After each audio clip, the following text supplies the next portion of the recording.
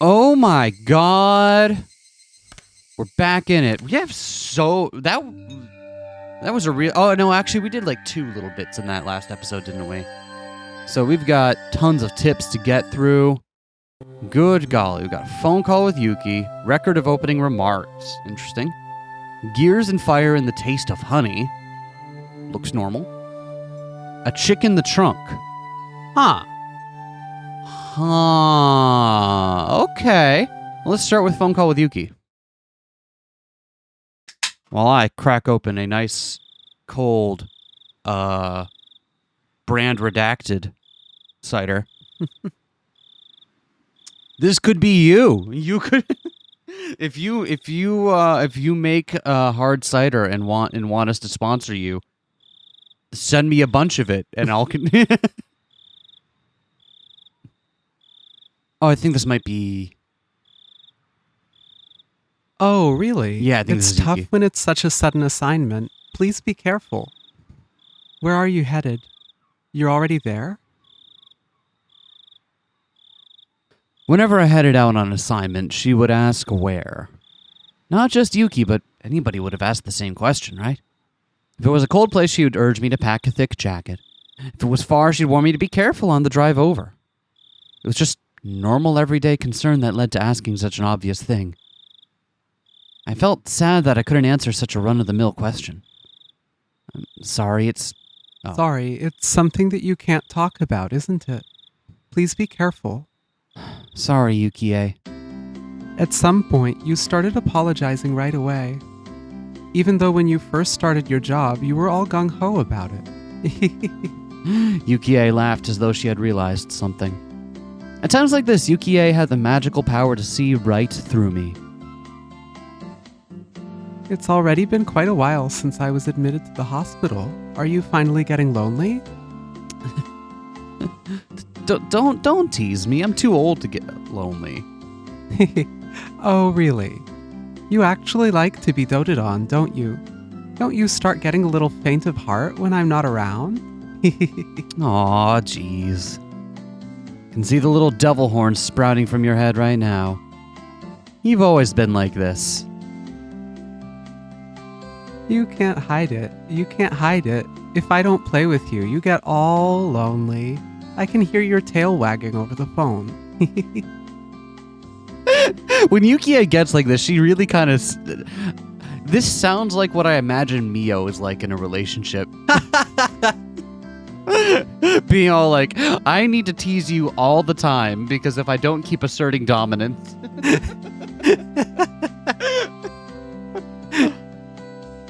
This side of Yukie wasn't something you could guess existed from seeing her usual modest behavior, and it was something that she didn't show to anybody else but me. Normally I'd poke her to hide my embarrassment and bring an end to the conversation, but I couldn't do that over the phone. Of course, Yukie was clever. She was teasing me because of that. I wonder when I figured out that giving you grief was this much fun. Yeah, see, exactly. Like, the whole, like... Oh, I'm taking pleasure at the fact that you're flustered. Ugh, give me a break. In any case, it's good to hear you so lively. I know, right? Did I cheer you up? I had called Yukie to keep her from feeling lonely when she was by herself in the hospital room. Of course, that was nothing more than a pretense that I, being shy, had come up with. It seemed that Yukie had long since seen through that act. Yeah. Please phone again. When I'm not feeling up to it, I'll get my father to talk with you. Although if you're talking with my father, I get the feeling that you'd be standing at attention on the other side of the line. For a while longer, Yukie kept teasing me without letting me end the call.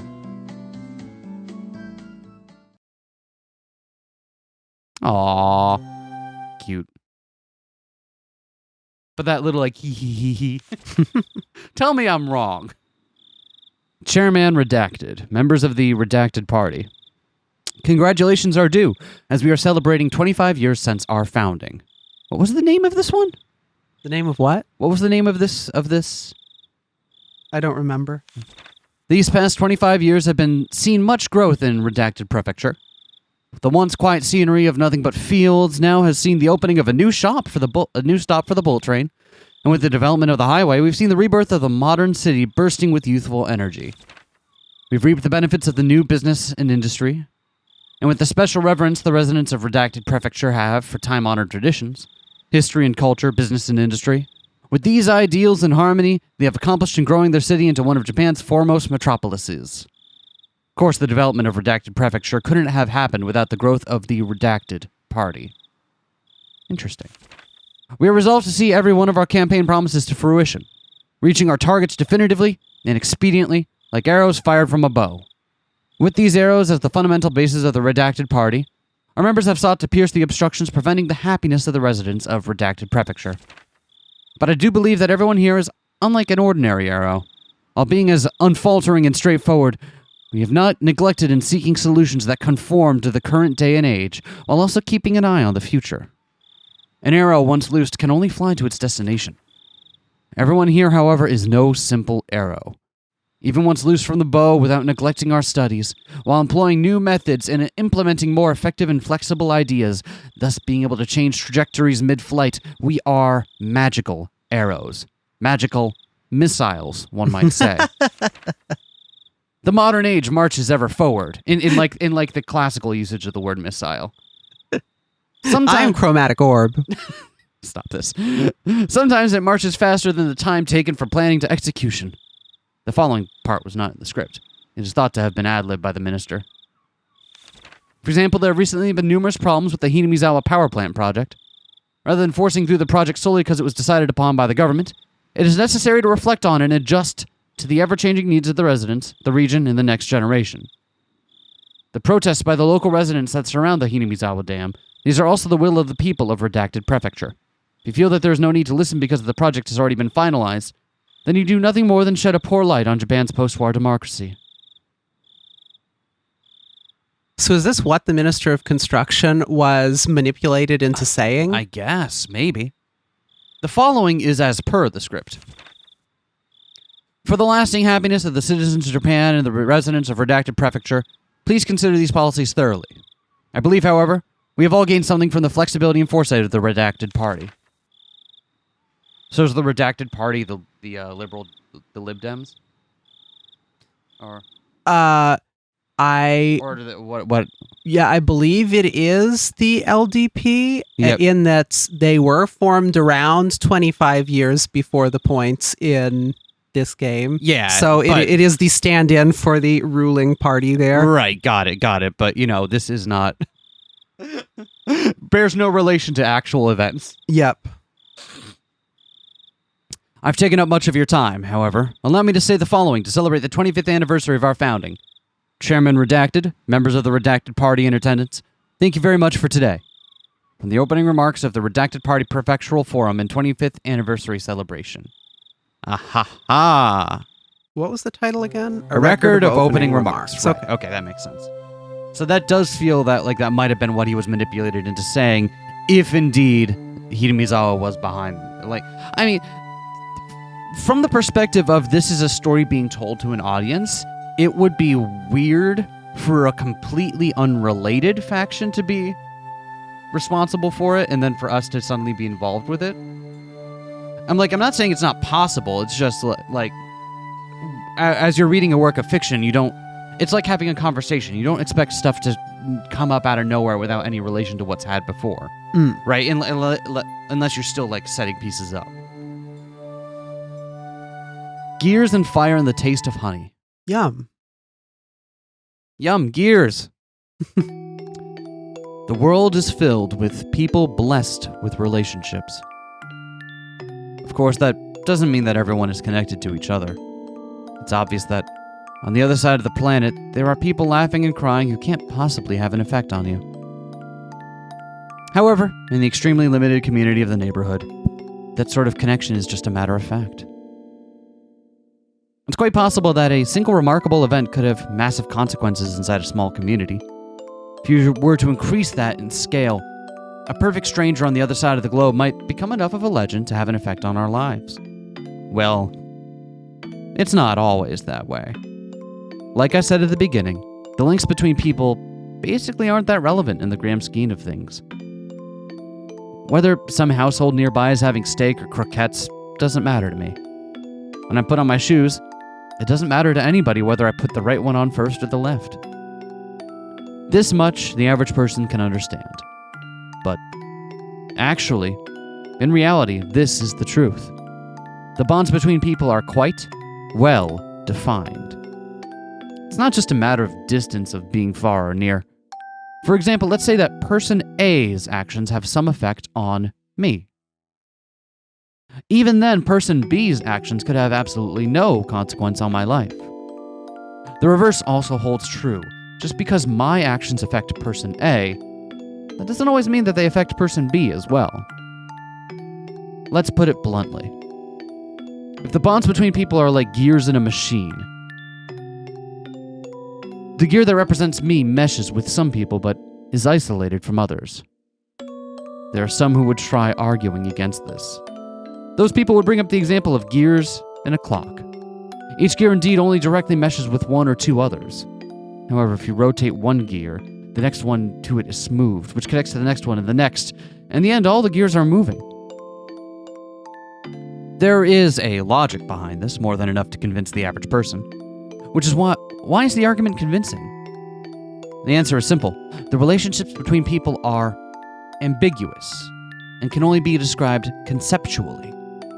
How the gears are connected and how their movements are chained together can't be used as a fundamental explanation, so it throws a wet blanket on that argument. So for the people who like that explanation, I'll use the example of a clock, again, to refute it. First of all, to say that this world is a singular clock would be wrong. That is, there isn't only one clock.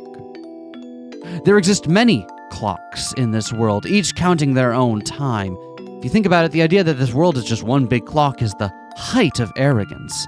Even if you use the analogy of gears to explain human relationships, then you should be able to explain it using an analogy of multiple clocks unrelated to a single gear. Neighbors A and B. A is a gear in the same clock as me, so it's best to remain civil. B is a gear in a different clock, so he really doesn't matter to me at all. That's the kind of clear distinction I am talking about. You want to say that I'm being fallacious? Then let's change the analogy to something more familiar so you can understand. You've probably heard the phrase, a fire on the opposite shore, sometime in your life, no? For example, if your neighbor's house was on fire, you'd probably try and help put it out, wouldn't you? It'd be awful if the fire spread and burned down your own house after all. But what if that fire was in a town, on the opposite side of a river? Would you still go out of your way to help? You wouldn't, would you? Even though it would be the wrong thing to do, there's no way the fire could spread to your own house. Even if it turns into a huge conflagration, there's no relation between the houses that will spread fire to yours and those that won't. With this basic example, you should be able to see the difference between gears that are or aren't related to your own. Having said that, there's still a lot to think about even without a river to divide it. After all, it's not a spatial problem like being on the other side of the river, is it? I like that. I like that a lot. What it really felt to me like is like it's having a conversation with the reader. Like it's specifically about like what the relationships between these serial narratives are. Like how does one like? I think we talked about this during the talkback episode a little bit about the difference between this and other serial narratives, where it doesn't seem like our main character is any wiser for all of the changes that have happened over time. And it seems like this is talking about, like, what would it actually be like for a person in that situation? To be like, oh, I know, like, I can affect these things, but I can't affect these other things. I only have so much agency in this. Even if you from the outside think that that everyone in Hinamizawa is this big clockwork machine that can be, make a little adjustment here and everything else will follow. That's not the case. One person only has so much agency in this. And that's really fascinating to me.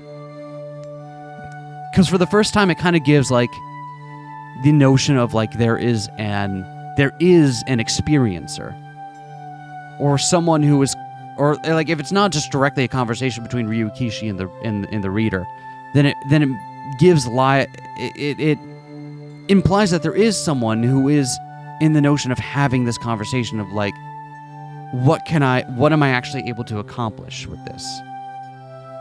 It doesn't have to necessarily be in the case of like the serial narrative, but it does, like, that's how it jumps out to me.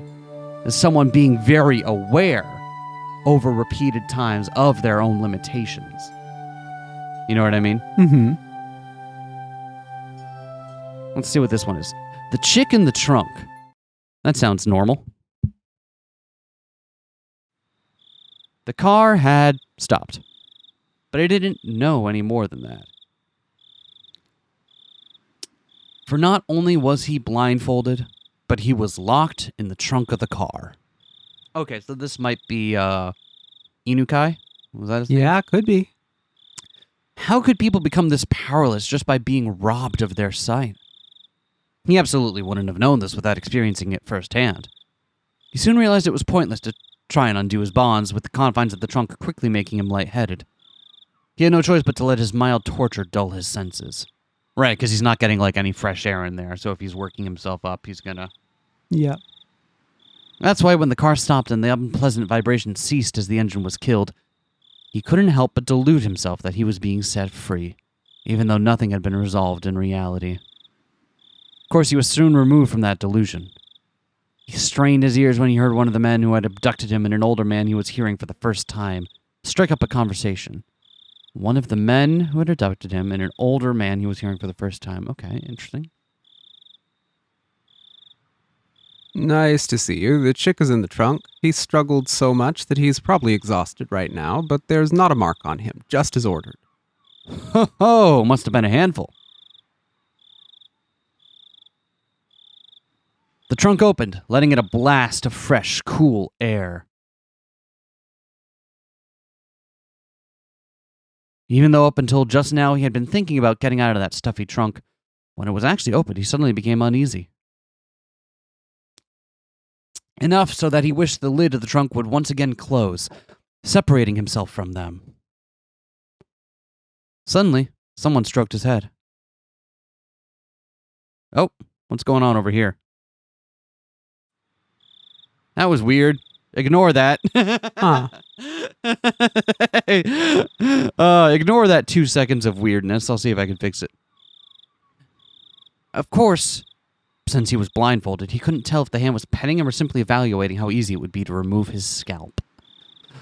Unable to tell the difference, he could only freeze as he imagined the worst-case scenario. Poor little bugger. Poor little bugger. He's shaking it. Stay calm for a bit. The older man said that kindly as he gently stroked the boy's head. This must be real tough for you, but... You see, your Gramps is a nice man. He'll help you soon enough. Having heard nothing but the average standard dialect his whole life, the older man's distinct intonation left a deep impression on the boy. But he had no idea what he was saying. For your Gramps to register as a meaning your grandfather took a while to process. Eventually, the hand that was stroking his head loosened the blindfold. Can't keep his eyes covered. If he splits his face open, it'd be bad. Oh. Can't keep his eyes covered. If he splits his face open, it'd be bad. And with that, we might as well take out the gag. He can't breathe like that. It'll be trouble if he yells. Leave him to us. Jeez. You guys don't know how to treat someone. The main family said no rough stuff. You better remember that well. Interesting. Okay. The main family, huh? Okay. Yeah, we won't do anything stupid. As long as the kid cooperates, that is. The man's hand prodded roughly and repeatedly at the boy's head. A rugged hand, unlike the affectionate one that had been stroking his head before. Just stay cooperative. If you struggle, there's no guarantee what will happen. That cliched threat was literally beaten into his head. Interesting. The chick in the trunk. The small hatchling. Oh! I'm having so much fun with this. This is so cool. You're I'm so loving cool. it. No, you're cool. You're cool. Let's continue.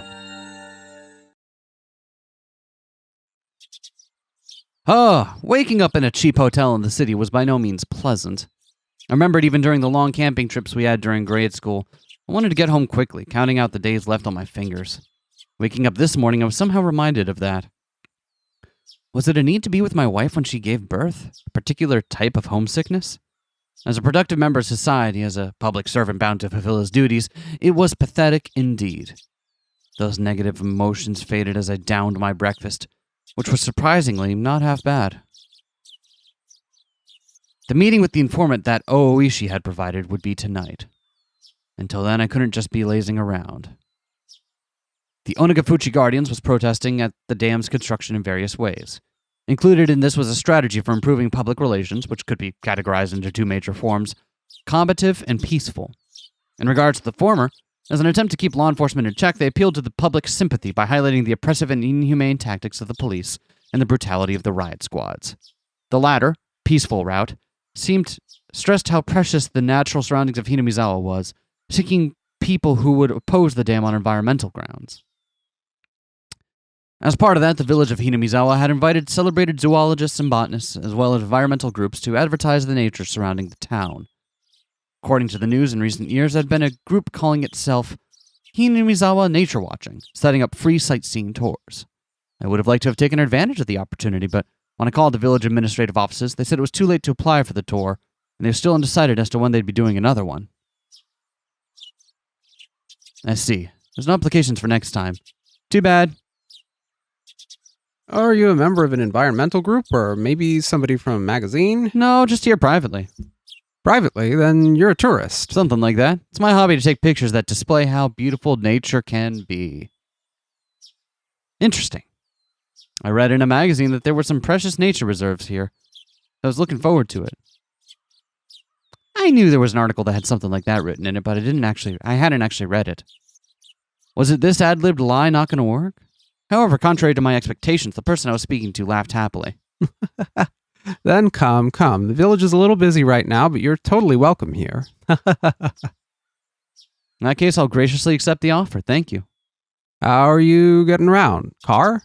If that's the case, could I ask for your license plate number? No, there's no ulterior motive behind that.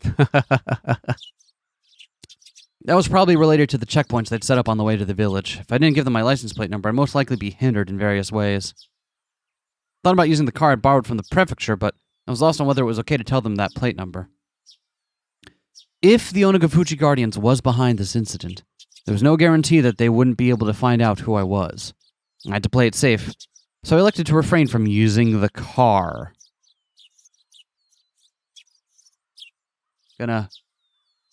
No, actually, I'm not using a car. If there's a bus or something, I'd prefer that. We do have a bus, actually. The route is going to be discontinued soon, though. You can take that.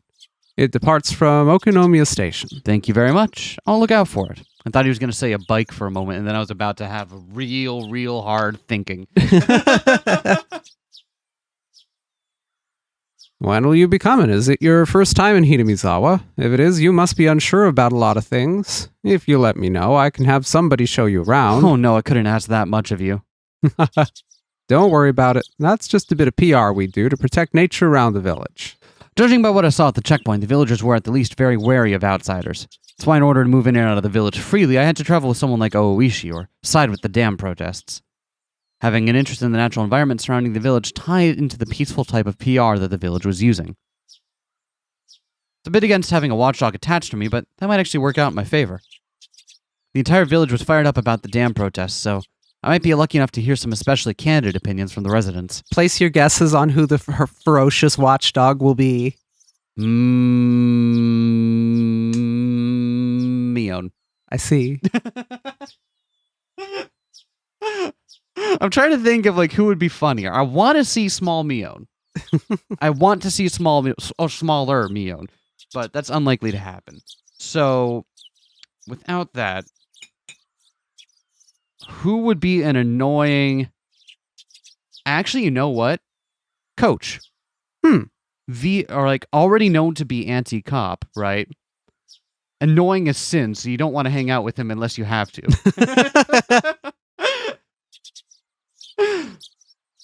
Given that, there was no real reason for me to refuse their offer. Is it really all right? So that'll really help. Or it could be Rika because she's on the cover of this episode and we haven't seen her yet. After that, I was shown the bus schedule and directed to which bus I should get on. Someone would come and meet me at the bus stop in the village. Showing me around a spot I'd taken interest in, there was no doubt they'd bring me to somewhere like an anti-dam information center. Then over a cup of tea, they'd try and indoctrinate me into accepting their principles and beliefs. That was their aim. There'd be a lot of freebies involved. The world's about give and take, after all. I couldn't be going in a suit. I pulled some plain clothes out of my travel case, changed into something more casual. After that, after calming down by watching some local television, I left the hotel and set out for Okonomiya Station. The bus route that I was told would soon be discontinued certainly didn't look that way. It's more than enough trips on the schedule, and the number of passengers was by no means sparse. That is, because we don't hear about a bus route in the modern day. Like, the kids have to bike back and forth to Okonomiya. So clearly that did get discontinued. It was the main link to Okonomiya, the only town in the area. The types of passengers that stood out were older folk who didn't look like they could drive, and housewives who didn't seem like they had a license.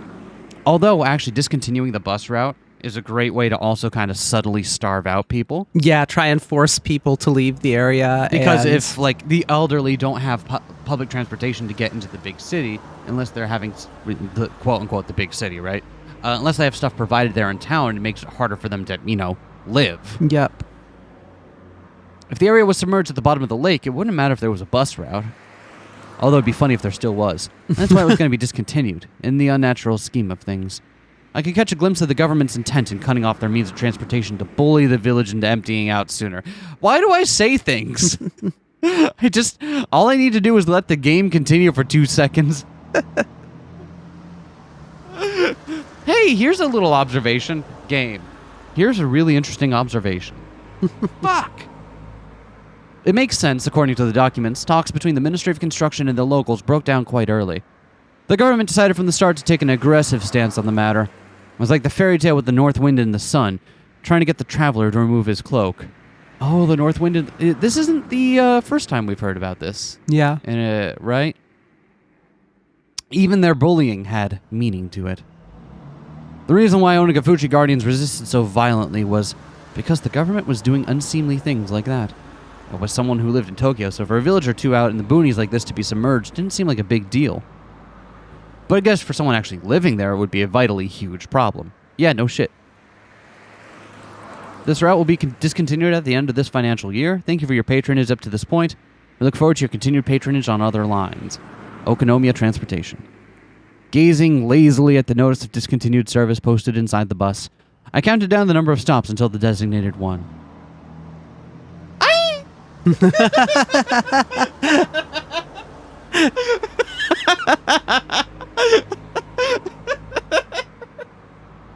You thought I forgot. It's been a few days, but so you thought I forgot our ongoing gag, but no. Rena just out here trying so desperately to get isekai'd and it won't work. Along the way, we passed through the checkpoint before without stopping. They knew what time the bus was coming, so they'd opened up the barricade ahead of time. From here on out was enemy territory. My palms had at some point become coated in a thin film of sweat. Is an isekai? That's a really difficult question to answer. That's a really difficult question to answer without spoiling a whole lot of things. I feel like it's extremely annoying to argue yes, so I will. I don't think you're wrong, but I think you have to put in a lot more work than just that. And also, I think we're going to have to censor most of that because it's a spoiler. Fuck. Now arriving at Yukito Waterworks. Any passengers disembarking? I hurriedly pressed the stop request button as the designated stop was announced. For none of the numerous passengers to be getting off here meant that it must be quite a remote place. In actuality, the stop I got off at was so abnormally run down, I could tell it was barely used. As soon as I stepped out, an intense atmosphere completely different than the interior of the bus assailed my body. Right now, Ishii or Hyundai weren't beside me. That's right, at present I was alone in the middle of enemy territory. My adversaries probably thought I was just an ordinary tourist, but that was nothing more than a ruse. But if by some mistake my true identity was to be exposed. It brought back the terrifying words I had heard at the prefectural office. If someone was attacked in Hinamizawa with a knife, there wouldn't be any evidence left behind. I didn't seem suspicious, did I? My clothing was currently casual. It was exactly the type of clothing that a city slicker that viewed the countryside as a wholesome getaway would wear. A camera and a knapsack. Inside were various things needed for hiking. It was still only June, and maybe it was unusual, but the sun was shining down like it was already the middle of summer. The fact that I didn't bring a hat must seem odd. No, it wasn't something to be that concerned about. It's alright. I was just a normal tourist. Just normal. Is there anything suspicious about me? You got up at the stop Don't be designated suspicious. for... Don't be suspicious. No one knows what that's a reference to, but that's very funny. Thank you. Asking that as I turned around to look at the bus that was departing. Actually, people do know what that's a reference to. What am I saying? All the passengers by the window were staring down at me silently. Like, this is the designated waiting area for a handler. That's kind of the vibe I'm getting by this stop. Like, we tell people to stop here only when we've got someone to walk them around, you know? They were staring right at me, as if they had seen right through my proud little outfit. Just staring, looking down on me. Countless stares rained down on like needles on me from the windows open to air out the bus. All that rained down were stares. None of them were saying a word. But, all the more, their silent stares told me more than a million words could. Hurry up and go back to Tokyo, you outsider. No, I'm, There was no reason for me to speak. My quiet voice was drowned out by the sound of the engine. The bus, as if to torment me, set out slowly, and after doing more than enough to intimidate me, sped off.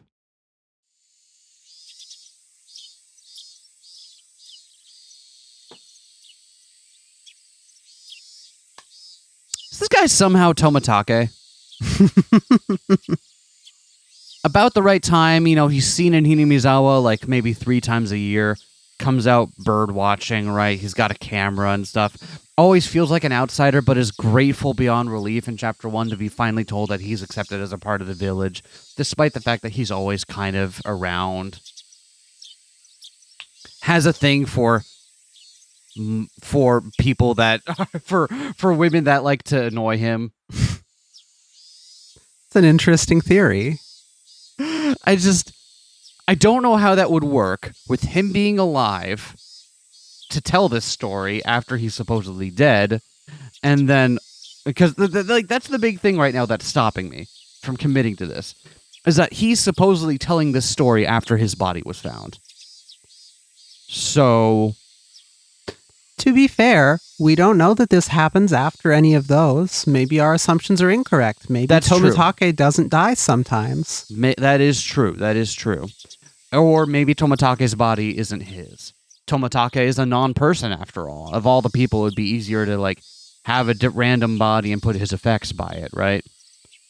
But it doesn't take a car. Notably, doesn't take a car. Always wants to stay, remain. Now, if anything, wouldn't it be harder to have a random body for a non-person? If you pick a random body, they're probably a person.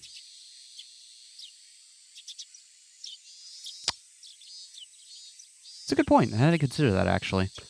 I guess it depends on who's going to look at it and for how long. I wonder how they identified Tomatake's body again. I'm going to need to double-check that. I think... because he doesn't have a legal identity. Mm-hmm. So they must have identified him just by witness. Yeah. Someone saying that, oh yeah, that's him. And that can easily be... and if someone's in the pocket... they can just say, oh yeah, that's totally him, and then just kind of not investigate it any further. This is all a side thing. I'm just like, just everything about this guy is giving me those vibes, and I didn't want to bring it up because of the he lives past the point where he's supposed to die thing. But yeah, this guy feels like Tomatake, doesn't he? Should you be narrating all this? You're not going to answer that question because that would give me information. I'll keep narrating for now, but I want you to know that I considered it. Get me back in here. According to the documents, it was a village that seemed wary of outsiders. Its population was small as well. If they saw an unfamiliar face, they would be quick to identify that face as an outsider. On top of that, no one else had gotten off at this stop. It was a bus stop they normally just passed on by. Someone actually getting off there. There was no doubt that someone had drawn some attention. But this wasn't a slip-up. They were the ones who directed me to get off at this stop. There was nothing to worry about. I knew that I was just nervous since this was my first undercover assignment. My more seasoned colleagues referred to us as the new generation that didn't know how to lose their cool, but that wasn't true at all. In order to calm my breathing down, I exhaled the unpleasant air residing in the pit of my stomach. Couldn't help but pray that my apprehensions would disappear like the white clouds of exhaust expelled from the bus. There was a small shed there to serve as the shelter if it rained, and it was there I decided to wait. Inside the shed, one wall was plastered with posters advertising the dam opposition efforts. It's like the heartfelt screams of the villagers were recorded on that wall. Inside that shelter, I felt an inexplicable pressure. It's not like I had any real relation to the dam project, but it made me feel hesitant about being inside there. That was just how filled with the force of denial that space was. And inside that uneasy space was a girl. Inside that shed covered in words written in broad brushstrokes berating the policies regarding the dam and calling for action, there was a girl sitting there with a drowsy gaze as if half asleep. The two images clashed so much that I could only stand there dumbfounded for a moment, trapped in such a surreal environment. If I stepped inside, who knew what kind of oafish noises I would accidentally make? I couldn't be disturbing this girl's slumber like that. Having thought this, I gave up on entering the shed. Just a sleeping kid, so why was I worked up about it? Finally, I realized. This girl, to us as a married couple, was the very image of our ideal child. Even after numerous examinations at the hospital, we didn't know for sure what our child's gender was. I choose to read that in the progressive way. I choose to be like, well, yeah, they could tell us all they want about the kid's body or whatnot, but when it comes to gender, we just won't know. Whether we could tell if they were boy or girl was, in the end, dependent on whether or not we could get an image of their genitalia. Well, you know what? RO7 gets a pass. There was, of course, no guarantee that it was a girl, but with things the way they were, the possibility was high. I think if you eat more vegetables, right? That's what I'm told. I believe you have to eat lots of vegetables. Am I right about that? Am I remembering that correctly? Is that... I don't remember which way the shtick was from Steins Gate. I think it was eat more vegetables or something.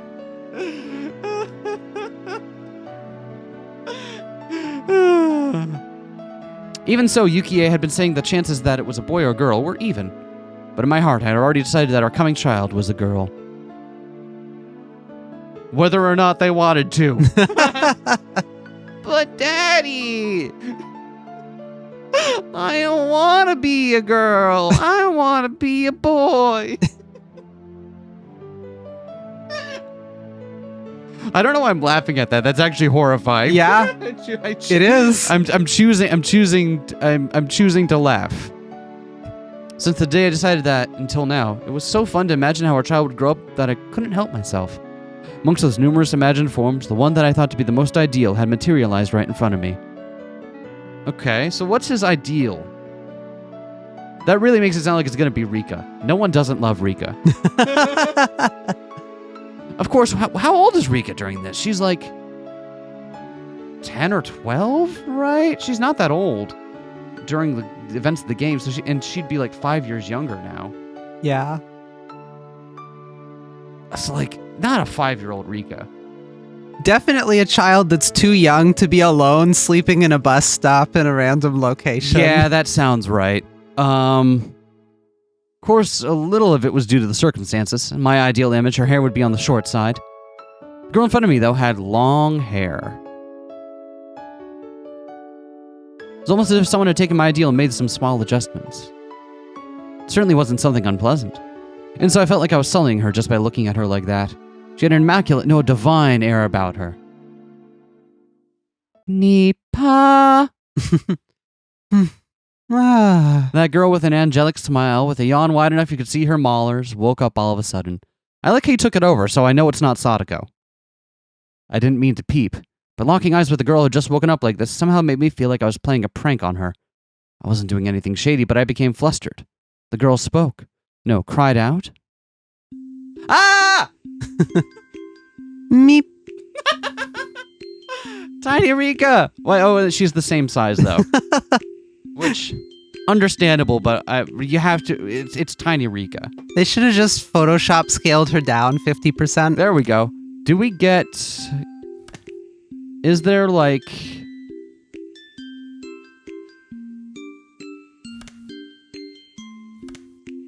Ah! That's amazing, actually. Is that a tinier Rika? I think so, yeah. Did they actually give a tinier Rika in the... They shrunk Rika. They shrunk Rika. Oh, that's... And she looks so just, like, completely unimpressed with anything. Oh, I just woke up. I love this. Oh, you know what? Small win for the console sprites. Small win. Uh-oh. Uh-oh. You're probably looking for the mod menu. Yep. Hold on, everyone. Hold on. And you're probably looking for the original sprite style. Darn right I am. Yeah. There it is. Although, yeah, just imagine her Photoshop scale down 50%. Meep? Like, that character on the show with the puppets? What? Is her meeping supposed to be a reference? I don't know, but it's making me think of Muppets. Okay. There's that one orange-haired Muppet that just goes meep. Meep. Meep. Isn't there? So my familiarity with the Muppets as a franchise is actually very low. Okay. With the orange hair? I thought it was just one of those greetings kids do. So in order to prove I wasn't a suspicious person, I responded in kind. Meep. Meep. Meep.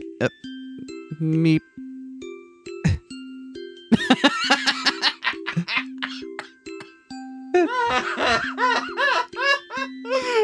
First contact with Rika. Meep. The girl stared at me dubiously with a doll-like expression, cute but cold and hard to read. Well, I wouldn't be surprised. There was, after all, an unfamiliar man right in front of her when she woke up, who responded with meep when she said the same. Suspicious.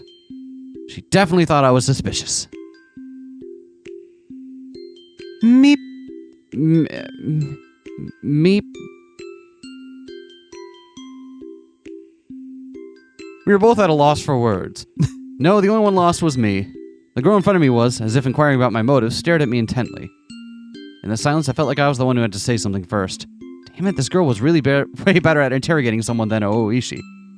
I'm not anyone suspicious. I'm... Nipa.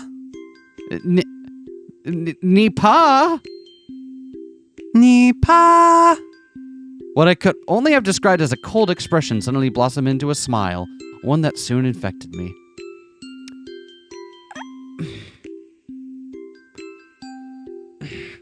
Is there a reason Rika is like this? I kind of assumed it was just a little shonenism gag because she's cute and adorable and she does this all the time. But is there a reason that she is specifically quoting a Muppet when she does this? I don't know if that's the intention. That's what the guy assumed. Mm-hmm. Like, he specifically brought it back to, like, oh, she's doing it like that one character. Mm-hmm. I don't know. Or is she just have Rika power? There's no way to know. You might be familiar with the term angelic smile. To me, it was like that phrase was created just to describe the smile she gave me. The girl smiling while saying, Nipa. probably wanted me to return the favor in kind. That's right. This was a kid's form of communication. Having the other person emulate what you just did was a rudimentary form of mutual understanding. Right, because she's like, well, I mean, even when you're 5, right? That's a little... This guy is still not quite ready to be a dad, but he's trying his best to figure it out. Right. So that definitely gives a whole, like, knowing that he's expecting, or his wife is expecting, and he's going to have a, that gives a whole new flavor to him being like, I really need to figure this out, don't I? How do you interact with a small child? Oh no. Nipa. Nipa. It was a beautiful afternoon in the early summer. What was I doing? Nipa. Nipa. Well, whatever. This was interesting in its own way. Please tell me the anime adapts this scene, and it's just the two of them going Nipa. I literally can't remember. Nipa. We can find out eventually. Eventually. If making someone happy with just a smile was the work of angels, then this girl was definitely one of them. I couldn't help but pray that my own child, who was soon to be born, will grow up to be like this girl. That strangely gentle moment was finally brought to the end by the arrival of a car. An older person waved at me from the driver's seat, a dry smile plastered on their face.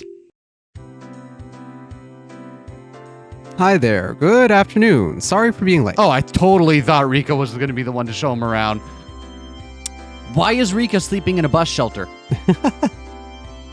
If Rika isn't the one that's there to greet him, why is she sleeping in a bus shelter? She has family right now. Yeah? What- Is she... Okay, so this doesn't necessarily mean anything on its own. She could just be wandering around like you're a kid in a small rural town. Like you're gonna Wandered around, got tired, fell asleep on the spot. Yeah. No, yeah, absolutely. I'm not gonna say it's responsible, but it's certainly different than like letting a kid wander around in a big city or something, right? It's like there's not necessarily anything malicious about it. The other thing is that she's choosing to sleep in a bus shelter for some reason that I don't want to know. You're the tourist who phoned yesterday, right? Oh, yeah, hi, yep. Sorry to keep you waiting. I'm running a little behind because of the farm. Hop right on in. Looks like the weather isn't going to hold up for much longer, so I'll show you around real quick. Because of the farm. Do we know anyone who works... Well, I mean, most of them. Yeah. I was about to say, do we know any residents of Hinamizawa who work on a farm? Most. The weather? It changes fast round here. There'll probably be evening showers again today. If that happens, you won't be able to take any pictures. Come on, get in, get in. Meep. Turning around, the girl was standing right behind me with an intrigued expression. Her body language somehow reminded me of a stray cat that followed you around after you played with it a little.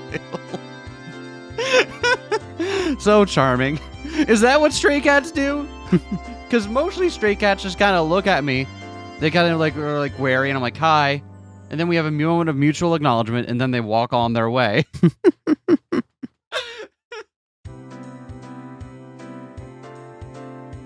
Well, if it isn't Rika-chama. Oh, also calling her Rika-chama. Chie-sensei doesn't call her Rika-chama, does she? No. The only person we've heard use Rika-chama right now has been Shion, if I remember correctly. I feel like we heard some random old ladies at the Watanagashi festival also say that. Yeah, like it's a term of respect for their religious leader, right? Is it? It's kind of like both Chan and Sama. Yeah, right? I think that's what it's meant to be. That it's oh, we got to use the term of respect, but also she's too cute and small. So yeah, exactly. So it's something that that's been in use among the older folks. Praise be, praise be. Well, that got weird. Nipa. So, just to get in the headspace here. Mm-hmm. She's the religious, or not the religious leader yet, but she's like the child of the religious leader for this town. And everyone is used to just kind of seeing her around wherever and being like, oh, it's Rika, praise be. And she just responds with, Nipa. And then they go about their day. She just wanders around making cute noises and everyone praises her. Good life. Yeah, there's nothing weird about this at all. I just feel like we need to just sit with that for a moment, how strange that actually is in practice, right? A girl named Rika with an immaculate smile and an old man praising her while rubbing prayer beads in his hands. Interesting.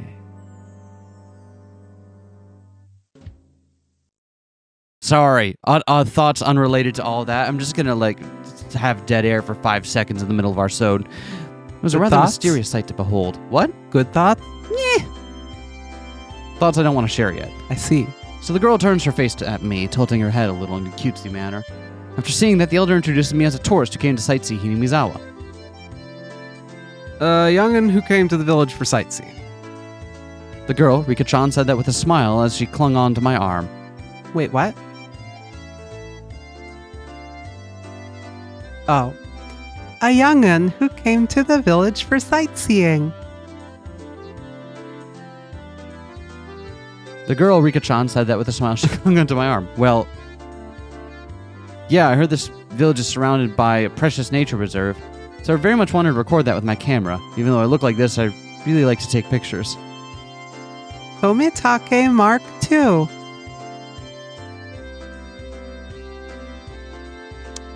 Well. Crumple, crumple, crumple. Toss. Unless, in fact, he is Tomitake Mark II. Right, because Tomitake Mark II would get shortened, so maybe there's two Tomitake. Two Matake. What the fuck, man? Huh? Tomitake? Huh? Makino, is it okay if I come along too? Oh, it's the bike shop. Makino. Okay. I couldn't. You could come along, Rika-chama, but there's nothing interesting to see. You should go play near the shrine or something. Meep. A distinctly displeased expression creeped across Rika-chan's face. Being able to show one's emotions honestly on their faces was a privilege young children had. If it's not too much of a problem, could you bring this child along with us? When I said those helpful words, another smile spread across Rika-chan's face with another Nipa. as she clung to me again. Ah, not bad at all. I want this girl to call me Papa. No, Father. Dad. Daddy. What am I doing? Ever since I met this girl, I was completely off my game. Just calm down. Yeah, no one can figure out what's going on in Hinamizawa because they sick Rika on them. Yeah. That's was I how doing? they get everybody. They make them go to that one bus shelter because they have the tactical Rika-chama there to immediately, like, within 5 minutes, everyone's like, oh, I gotta protect that smile, and that This means is I the have to best. oppose the damn project. Yeah, exactly. Because I don't want her to be underwater.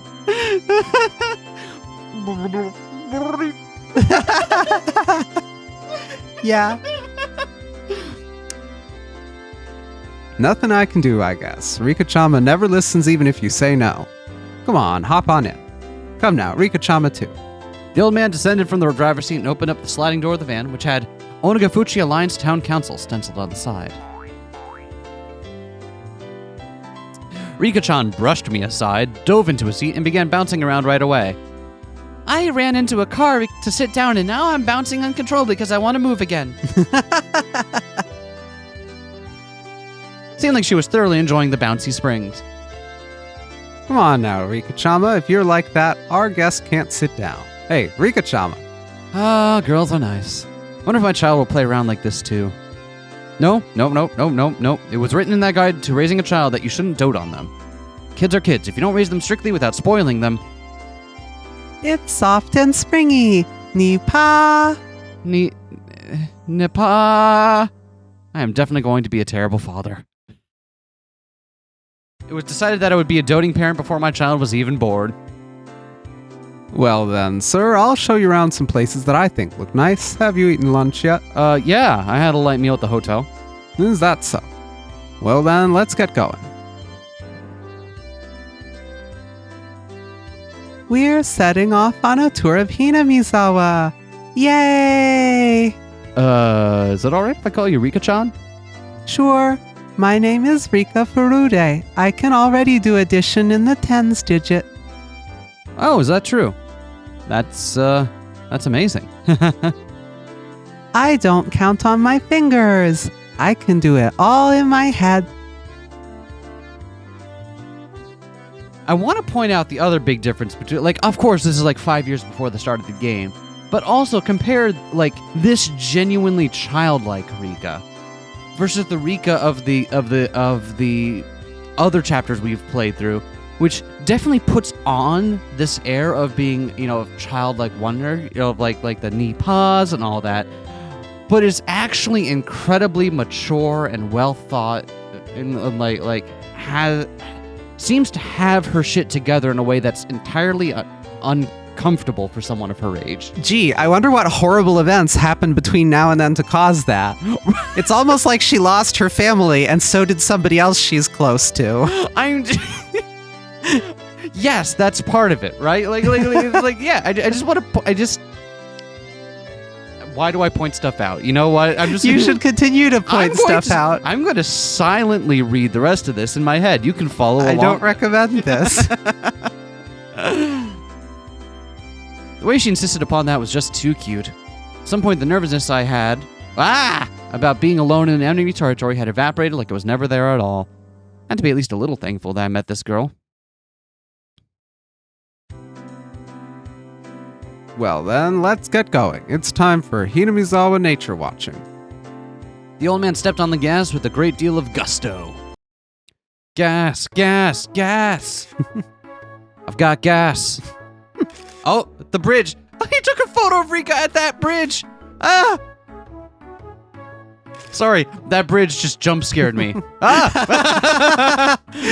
getting in the way of the photo. Am I helping?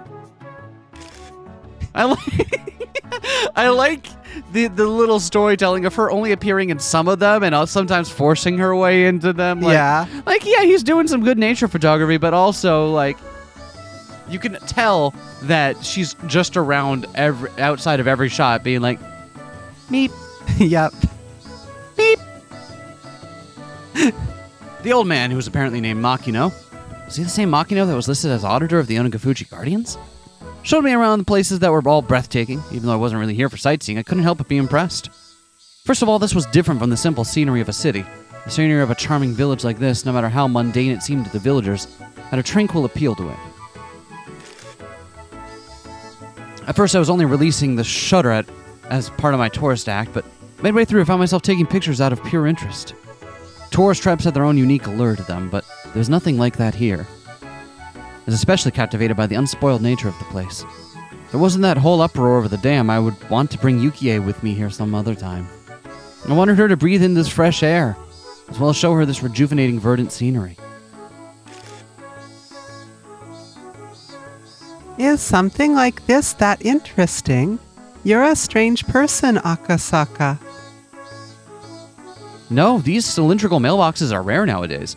They have a certain nostalgic air about them. You wouldn't happen to think they're elegant, would you?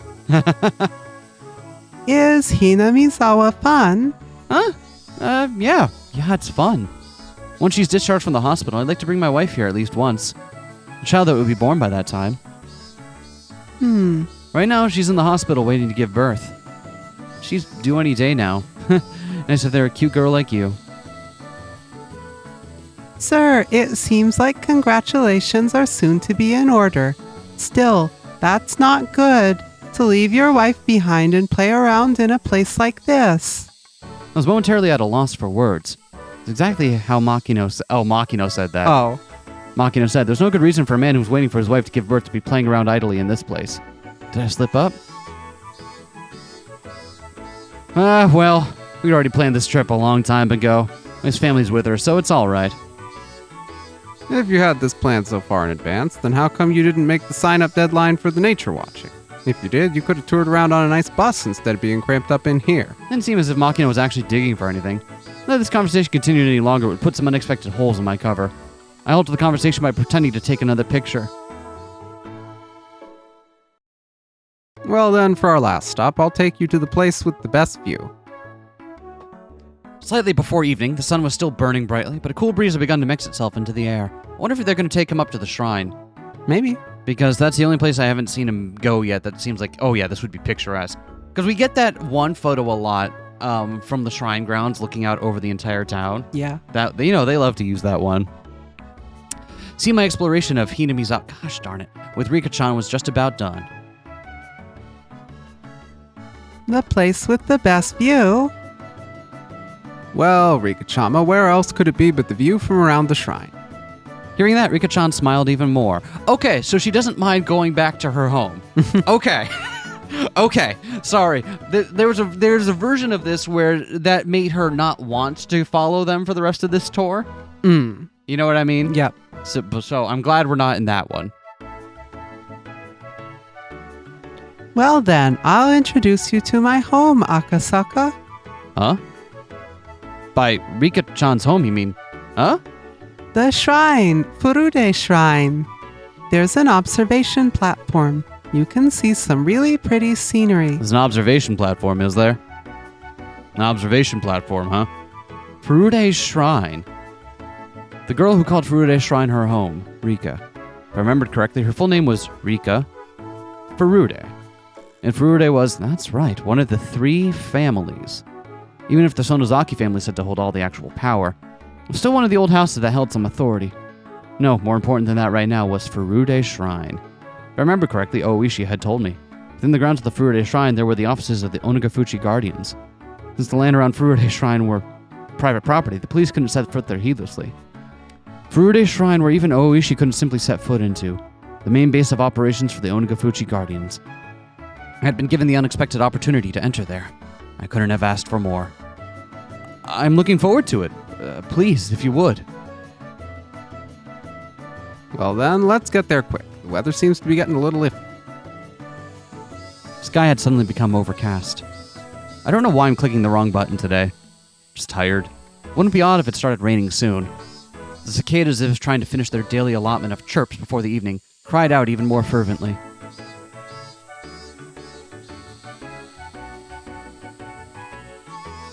Well, this is fun. This is fun.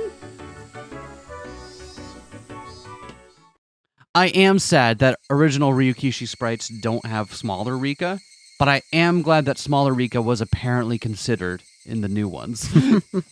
Either that or she wasn't smaller and I just haven't not familiar with the console sprites that much. Oh well. The van stopped in the shrine's parking lot. Once the park, there were numerous other vans with loudspeakers mounted on top of them to act as makeshift propaganda vehicles. On the side of each vehicle was scrawled that the dam project must be demolished. Defend our homeland to the last. No Oyashiro-sama's anger. Or a slogan of a similar kind. It gave the feeling that even without using the loudspeakers, there was enough to overwhelm any onlookers. He's encountered the name Oyashiro-sama a few times, but hasn't questioned it yet. Mm-hmm. Vertical banners were erected in various places. The contents of those banners were similar. They were all objections against the dam or crude insults toward the government. There were the horizontal banners, placards, so on and so forth. They proclaimed that without a doubt this was the headquarters of the Onagafuchi Guardians. For Rika-chan, however, this hectic place was also her home. We've arrived. I'm home. Rika-chan crawled over my lap and exited the vehicle first. She really is just kind of like a cat, just like plop, plop, plop. Nope, I'm here now. Makino had noted she's older than we are. You ever think about that?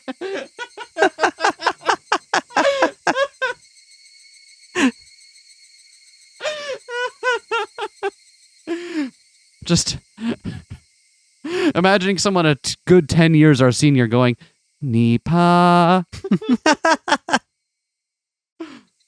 Makino had noticed that I was looking at protest banners. The shrine also has the offices of the anti-dam movement. For you, this probably brings back memories of the anti-security treaty conflicts back in the day. Anti-security treaty. Ooh. I don't know what that's referring to. I'm not going to look it up mid-thing here, but if someone in the comments wants to point out, like, hey, is that a historical thing? That'd be cool. Oh, they're just going to explain it.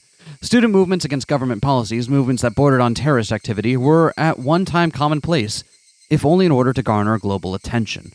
Students holding out in lecture halls, brawling with the riot squads that charged in. It was an age where wasting one's youth like that was widely considered a road to glory. Slightly before my time. So this is the Anpo protests, the Anpo struggle, which happened in the late 50s and early 60s, and then again in the 70s, and was about the U.S. and Japan signing this security treaty that is the reason the U.S. still has military bases on Japanese soil. Yep. There was a lot of domestic unrest over that idea. And I mean, obviously, because I mean, I get that they're not in a good place after World War II, but it's understandable that people would be like, do we want this global superpower to have military bases on our country? Yep. That, call me crazy, I could see why one might object to that. I'm not really an activist or anything. I studied without incident and graduated without incident. I don't really agree with the violence or occupations they use to protest the government's policies. Oh, you have quite the nice opinion there. Shame if something were to happen to it. If you have an opinion on a policy, vote for the candidate that shares your view, or enter the political world yourself and assert your beliefs in a lawful manner. It's the foundation of democracy, right? I don't think that's something you should challenge with violence. For a youngin', you have some fine beliefs. I saw that feeling of respect reflected in Makino's gaze. At that moment, something tugged at my sleeve. I have no idea what Akasaka is saying. Rika-chan, feeling like she was the only one who didn't understand the conversation, had a look of displeasure on her face. Stranger, teach me about politics. All right, so... What do you teach Rika about politics right now? I don't know.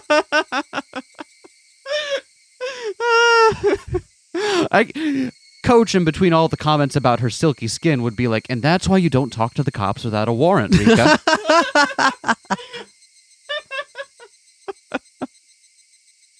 That expression was so charming, I had to keep myself from grinning like an idiot. Something said that a father wants to spoil his daughter rotten. I think I understood that feeling very well. Sorry, it was a little hard for Rika-chan to understand, wasn't it? Japan's a peaceful country, so you have to argue your point in a peaceful manner. You shouldn't resort to violence, in other words. No matter how much I explained, a girl who was just boasting about being able to carry digits over when adding things probably wouldn't understand. Probably wasn't something to talk about in front of Rika-chan anyway. So then, Akasaka. Did you see her little change into, like, the little side mouth there? Mm-hmm. How do you think we should keep our village from being flooded by the dam? Oh, shit! Going for the throat! From the mouths of babes. Oh. Even though I regretted my careless words, it was too late now. Here was at the main headquarters of an organization, telling them their way of doing things was illegal. Preaching that violence was not the answer. Complicated feeling that mixed itself in with the respect in Makino's gaze. It was then that I finally realized. It wasn't that simple. There wasn't a soul who would argue that what I was saying wasn't correct. Using violence to get one's way was something that everyone knew you shouldn't be proud of. However, right now, Hinamizawa was in a predicament that couldn't be overcome with peaceful means alone. The legality of the Hinamizawa Dam project, through the efforts of the various propaganda campaigns enacted by the Onogufuchi Guardians, was being called into question. If they further strengthened their campaign, they might be able to suspend or change the construction plans. But that was at the most just a possibility. If the government proceeded with the construction as planned, it wouldn't be long before this place was at the bottom of a lake. If it wasn't for the unrestrained resistance of the residents of Hinamizawa, this place might already have been underwater. We can't live anywhere else other than here. We can't live in the city. The words of this remarkable young girl were all too accurate, carrying with them the screams of the hearts and minds of the residents of Hinamizawa. If I see a skyscraper, I'll drop dead instantaneously. Is that true? Are there skyscrapers in Okonomiya? Probably not. But Is Okonomiya still going to be here? I mean, like, has she already seen a skyscraper? Okonomiya probably doesn't have one. Yeah, Okonomiya doesn't strike me as that kind of city. There was nothing I could say to respond to that. I could only respond to Makino and Rika-chan's words with heavy silence. I'm sorry. This isn't a problem that This isn't a problem an outsider should lightly poke their nose into, is it? I apologize. Makino, unsure of how to reply for a while, could only laugh pointlessly. It's nothing that concerns guests that make their home somewhere else. If you enjoy it here, please tell all your friends that Hinamizawa is a wonderful place. Please. If word spreads to dozens, maybe even hundreds of people, then that ridiculous plan to submerge this place at the foot of a dam will eventually fall apart. He followed that with a smile that said, please don't think much of it. Makino letting me not worry that much really was a stroke of good fortune. Becoming infatuated with the idea of making friends with a little girl had made me completely forget my apprehension at being in enemy territory. Being reminded of this right before I was going to step foot into their headquarters might have been a good thing. If we'd had this exchange in the middle of their office, there was a short-tempered youth in there that might have come at me. Thinking of how extreme they were, in the worst case, my life would have been in danger. Seeing that I looked quite despondent at that moment, Makino, thinking he had said something wrong, became flustered trying to think of a way to improve my mood. I was a bit careless just now. I'm very sorry. No, don't worry that much about it. Oh, whoops. I was We swapped. I was a bit careless just now. I'm very sorry. No, don't worry that much about it. The sights you showed me around the village were all wonderful, beautiful places. I really do want to come here one more time. This beautiful village is going to be submerged at the bottom of a lake. Can understand why you would fight so desperately. I'd somehow managed to use my despondent look to change the topic in my favor. After a bit, Makino had returned to his usual high spirits. Seemed to believe I completely sympathized with his point of view. Now, let's leave the talk at that for now. There's a place around here with a really great view. Let's go, Akasaka. Rika-chan, seemingly happy to be free from all the boring and gloomy adult talk, bounded up the stone steps. There's no real need to run, but in order to catch up with her, I also darted up the steps. There were several tents belonging to the town council erected on shrine grounds. Inside the tents were several folding tables and chairs. A number of the older town council members were livening things up with chit-chat. We weren't saying anything incendiary like, the damn project must be destroyed, just some relaxed idle chit-chat between local geezers. Normal sort of calming scenery. The entrance of the shed that looked like a meeting place. There was a large sign erected with Onagafuchi Guardians headquarters written in bold brushstrokes. That was their base of operations. To be honest, it was a bit of a letdown. Guess what I'd been imagining. This was a bit embarrassing, but I thought it would be something much more dramatic. Barbed wire fences and barricades. Our first impression of the place, though, was completely different from that. It looked like a simple backwater town hall. It didn't look like anything other than exactly that. The old folks who were chatting had noticed Rika-chan's presence.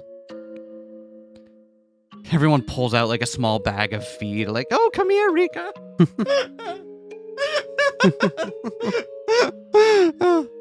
Well, if it isn't Rika-chama, it's time for little kids to head on home.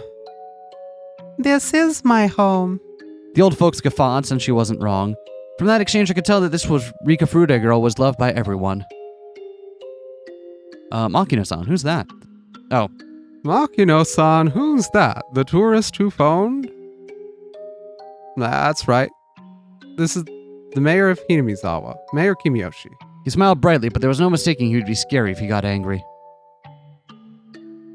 By the looks of things, this old man was the president of the Onagafuchi Guardians, none other than Kiyashiro Kimiyoshi himself. Welcome to Hinamizawa. What do you think? It's a quiet and relaxing place, isn't it? Yeah, I was able to appreciate a multitude of beautiful places throughout the whole day. I'm thankful for being granted this rare opportunity. Even though you're one of those young'uns, you're quite the gentleman.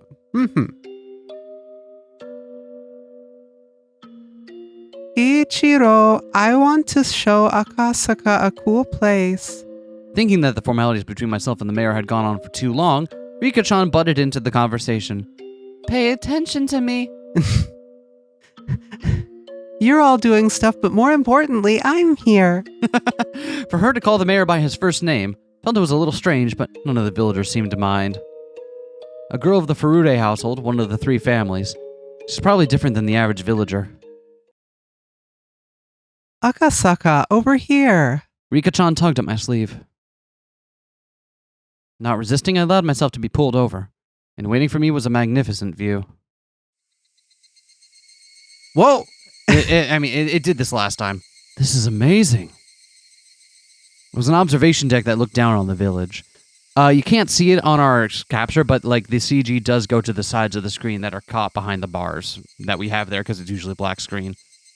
They, knowing that this was the very best view in the entire village, kept quiet as I stood there, awestruck.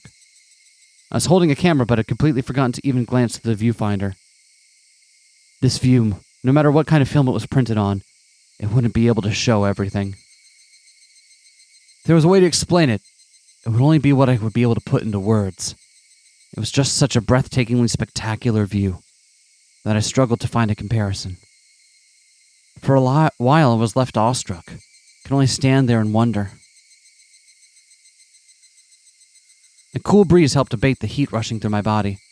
That comfortable sensation also left me speechless. Rika-chan, who had been holding onto my sleeve the entire time, spoke. This is my favorite spot. As she said that, she showed me another adorable smile. That smile seemed very fleeting. If you ask why, that it was because the view from her favorite spot would eventually be submerged under the deep green waters of the dam reservoir. I just can't believe this village is going to end up at the bottom of a lake. I said it quietly so only Rika-chan could hear it. I regretted it as soon as I did, for those words were all too cruel. However, Rika-chan didn't let them cast a cloud on her expression. In fact, she replied with a smile. It won't sink. The dam project will definitely go away. Just like a little girl to say something like that. There was no basis for her saying so, it was just her wish. Akasaka, do you think this village will be submerged? It's not that I want it to be, but I knew how important the dam was. I knew that it was necessary. I just didn't want to recognize the sacrifices that would be made. I agreed with the project in general, but couldn't agree with some of the details. But if it meant that this girl's beloved scenery wouldn't be taken away from her, I might be able to object to the dam. I might be able to ignore the interests of the nation, the development of Japan, all for the sake of one girl's smile. Not really much of a humanist, but how sentimental of me. It won't be submerged because the dam project will soon go away. Her words weren't just hopes and dreams, but were seasoned with a hint of resolve, as if she was talking about an unchangeably predetermined outcome. As surely as the sun rising in the east. It'll be gone soon? Wanting to ask her why she believed that, I turned around. Yes, it'll be gone. What makes you say that? Well, you see... She seemed to want to answer, but as though unable to find the right words, she swallowed back what she was about to say. Regardless of what Akasaka does, the dam project will end this year. It's already been decided. That was a lie. If something like that had already been decided, then the Onagafuchi Guardians would have no reason to continue existing.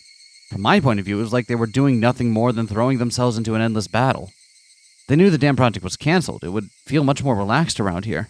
This village, though, could hardly be called relaxed. For evidence of that, I just had to remember how charged the atmosphere was at the checkpoint or the bus stop. The villagers, with their misplaced resolve, were still fighting. And this girl, even knowing the villagers' grim resolve, had already declared their victory. The villagers throwing themselves into this endless war, and this optimistic girl who said they'd already won. That contrast was somehow strange. And why do you think that? You know something that makes you that confident, could you tell me? Rika-chan stayed silent for a while, seemingly choosing what to say. Because... She looked like she was lost on whether she could continue or not. As if she was troubled on whether it was okay for her to say it. That kind of expression. It's already been decided. There's no other way to say it. It's already been decided, huh? Really is just like a little girl to say something like that. Couldn't believe it was actually true. She was the only one saying such things with such confidence. My real mission, that I had forgotten about during this fun-filled day, resurfaced at the back of my mind. The kidnapping of the minister's grandson. Had the Onagafuchi Guardians kidnapped the minister's grandson and already succeeded in negotiating the cancellation of the dam project? Did Kimiyoshi actually already know that and was just playing dumb? Was that what this girl was really telling me? Akasaka. The girl called out my name suddenly. What is it? Go back to Tokyo. Huh? I wasn't only surprised at that sudden command. Since I came to this village, I had never once mentioned I was from Tokyo. Based on my accent, she might have been able to guess where I was from. What was I getting so worked up over?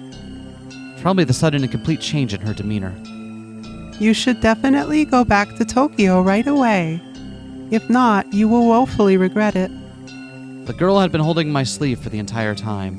She'd been tugging at my sleeve, since hurriedly dragging me over to show me this wonderful view.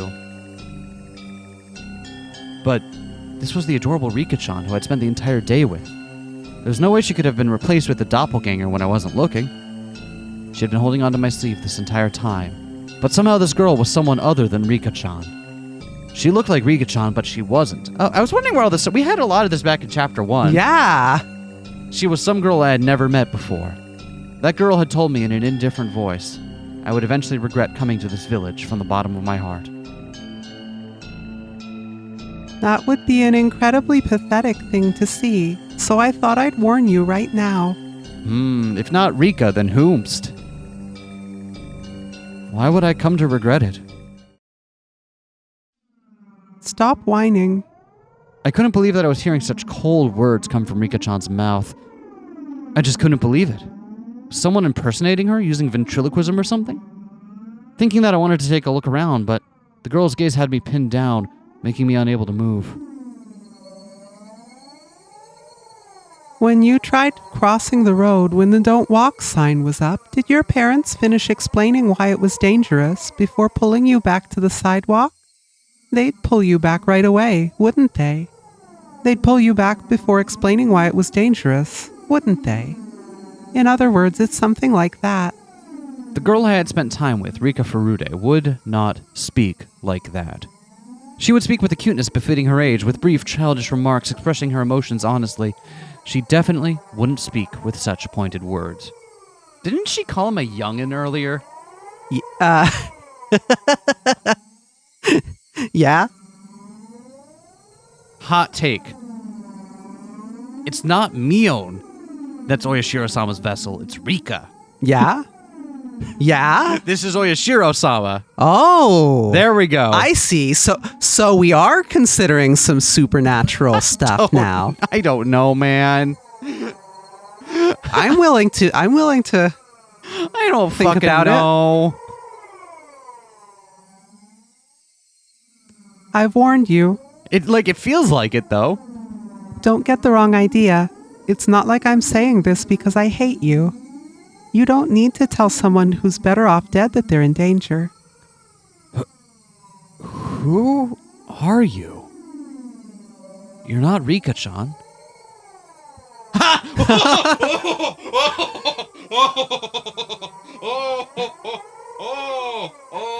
Oh, shit. As soon as I accused her of not being Rika-chan, she let out a strange, quiet giggle. It was a laugh not befitting a child of her age. It was like she was possessed by something. Her change was just that total and complete. Was Rika-chan being attacked by some terrifying phenomenon? That occult idea came to mind without any sort of hesitation. Rika-chan is acting strange. Someone, help. Thinking that I'd yelled that, I turned to where the mayor was. Immediately realized he was looking at us with a smile. That's right, to him it looked nothing more like me and Rika-chan fooling around. He didn't notice that there was something terrifying happening to her. Akasaka is such a coward. The girl had obviously grasped that I was afraid. Noticing that and calling me a coward, she laughed again. That cackling girl approaching me in a strange manner while still laughing, lost her balance and fell flat on her face. Ow. Rika-chan fell down. It was just a while before I would have extended a hand to help her out without hesitation, but now, extending a hand to this ominous girl who looked like Rika-chan but wasn't, required a bit more courage than I had at the moment. Meep. The girl cried out thus. She then squirmed upright and dusted herself off. Afterwards, she looked around restlessly as a blank expression crept across her face. You've got to be kidding me. Was she making fun of me? That way of acting. It was as though after being possessed by something, she had lost her memories of what happened. You're joking, right? Rika-chan? Meep. I don't know if she had heard me or not. She just cried out like that, as if questioning herself. Hey, mister. Rika-chama too. Tea's ready. There's some snacks too, so please come and have some. An old lady wearing a smock was waving energetically from the entrance of the office. Hearing that there were snacks, Rika-chan's expression changed. Yay! A carefree smile. That was a familiar smile, the one that belonged to the embodiment of my ideal daughter. Any hint of the creepy girl that was just there, sprouting sinister words, had vanished. Come on, Rika-chama, wash your hands first. There aren't any manju here for dirty hands. I'll wash them real good. Meep. Rika-chan responded with vigor, running off to the washing station that was alongside the office. She stopped halfway, turning around to call to me. If Akasaka doesn't hurry up, I'll eat his share of manju too. They're steaming fresh. Damn, that sounds great. People who don't wash their hands aren't allowed to eat any manju. No matter how you looked at it, that was Rika-chan.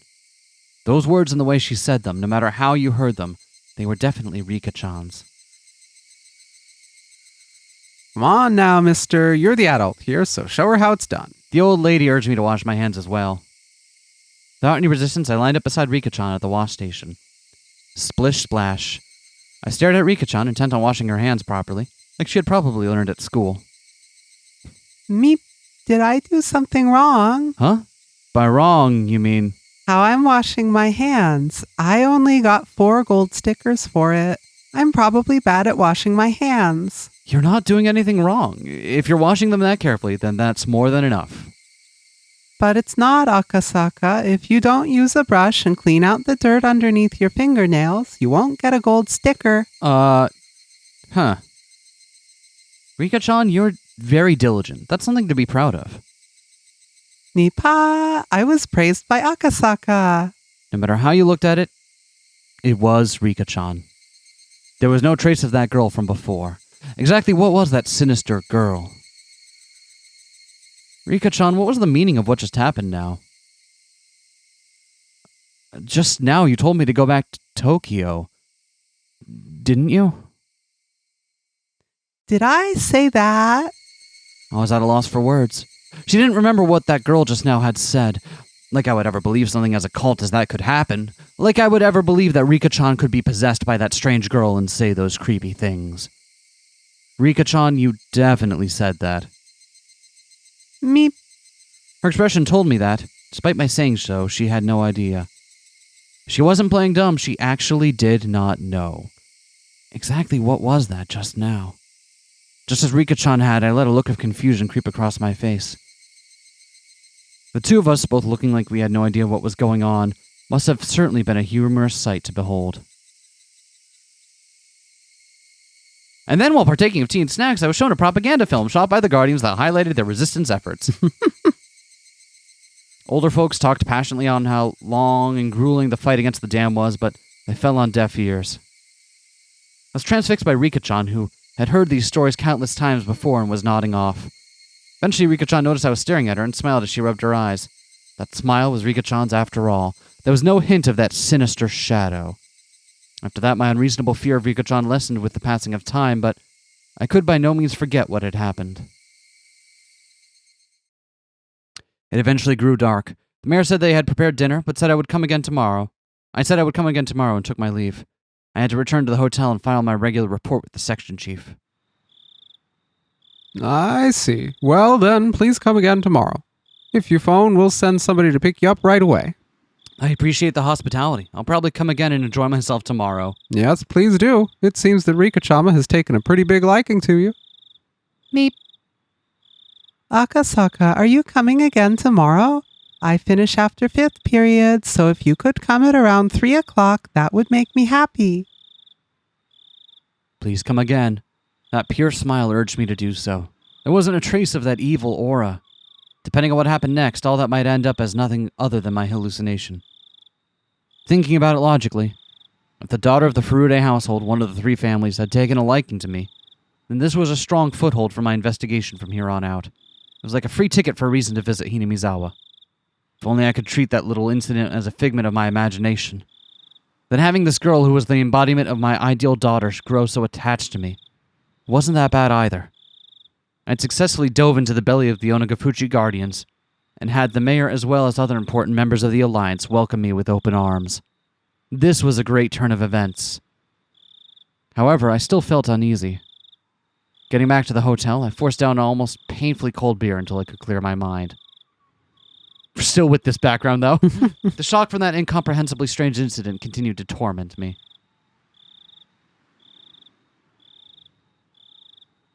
Good times. Fun! So what's up with Rika? Possessed by Orishiro-sama. Absolutely. Okay. 100%, 100%, 100%. Excellent, excellent. I love it. Oh, we got new tips.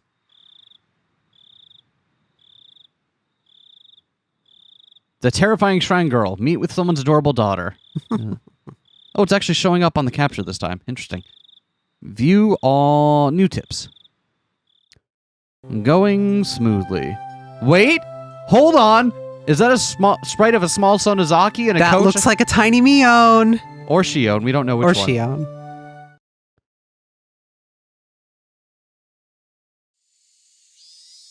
The sound of the car grew closer, followed by the sound of it braking as the engine cut out. At that moment, his up until now lackadaisical footsteps grew decisive, as the man in the room dashed up to the wall beside the window and carefully peered outside. It was his comrade's car. Even so, he still didn't relax his guard. Eventually, the sound of footsteps approached the door. Thump, thump, thump, thump. It was the passcode. I'm back. Open the door already. Ah, you must be tired. I'm opening it now. After the locks were undone and the door opened, a man appeared, his arms laden with swollen plastic grocery bags. The bags in his hands had 7 Smart written on them, with bread and milk cartons able to be glimpsed within. The contents of those bags were then spread out over a sheet on the floor. I bought some cup noodles, so go boil some water. What's the kid doing? Huh? He's been sleeping the entire time. Thank God he's not causing any trouble. He did struggle a bit when he was about to shit himself, though. Don't let him crap his pants. It'd suck if it started smelling like an outhouse in here. Yeah, I know. Check the gag every now and then. We don't want it to get loose, so keep it tight. But not so tight that he stops breathing. So this is the person with the strong accent, huh? Yeah, I think we swapped, but that's okay. Fine. I said I know. Huh? Didn't I ask you to pick up another can of gas for the portable stove? We're out. You never asked, you idiot. Ugh, seriously? Come on, work. Damn it! He rattled the portable stove as he struggled to get it to light. Seeing that, the man who went to buy supplies let out a deep sigh. With a backwards glance at that sight, began to walk toward the corner of the room. The kidnapped boy was sprawled out on a sheet that was spread out on the floor. Boy, you doing okay? Of course, the man didn't assume the kid was able to hear that question, because the boy's ears were plugged, with his eyes and ears thoroughly covered by packing tape. Oh. Also, his mouth was gagged with a thin, twisted-up towel. Because of that, the boy was unable to close his mouth properly, his cheeks sticky with his own saliva. Of course, that wasn't the only reason. Both his arms were tied tightly behind his back with a leather belt. You seem to be doing okay. At least, you're not going to die. If your grandpa wanted to play tough, we might have had to lop off an ear. It'd be great if we don't have to. If the main family says we do, though, tough luck. I can't even imagine what kind of cruel things they'd have us do. Family says not one scratch on him, though, so it seems to be going well for the time being. Who could this be other than the Sonozakis at this point? Lots of people have families. With the family? Main family? With a capital F? Families with a capital F? It could be a different Yakuza. Here's the thing. I don't think it would be a different Yakuza organization because territory. They wouldn't move in on Okonomiya, which is where the Sonozakis are. They might. There could be a feud going on. Over Okonomiya. A Could be. backwater town that basically no one goes to if they That's have gotta any be underwater choice otherwise. soon. Okay, so we agree this is the Sonozakis. I mean, maybe. I think there definitely could be reasons we don't understand that lead it to be somebody else. That's fair. That's fair. The minister is discreetly withdrawing the dam project. The Hinamizawa dam is indefinitely postponed. Wonder when we're letting the boy go. Just wanted to be done with this already. So that's interesting news, huh? Yeah. That doesn't seem to match with what we know in the... Is that what Doesn't it it? matches with? In the day, we know it's been... I guess it's been indefinitely postponed, but that's not the same thing as withdrawn. That's not the same thing as you're free and safe. That just means that, the sword isn't going to fall today. And it's also a way to cancel a thing and save face. Mm. And it's also the status true, that that's it was true. already in. Like, we already knew that's what things were like. The main family seemed to be gauging that timing. I don't know. We swapped again. Okay. Isn't that great, kid? You'll get to go home real soon. Men didn't know if their voices were heard by the boy. For him, there was nothing he could do but continue to sleep to escape his harsh reality. More importantly, what are we going to do about the gas? We can't eat the cup noodles raw. If we're out of gas, say something. Jeez. Imagining taking a nice crunchy bite out of a fresh block of uncooked ramen. Oh, crunchy ramen. Munch, munch, munch. Why I like rainy days. Huh.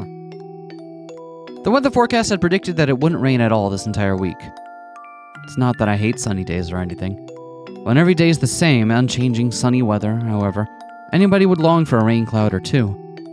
If it's simply clear skies for a week, a month, a year, anybody would long for a rain cloud or two.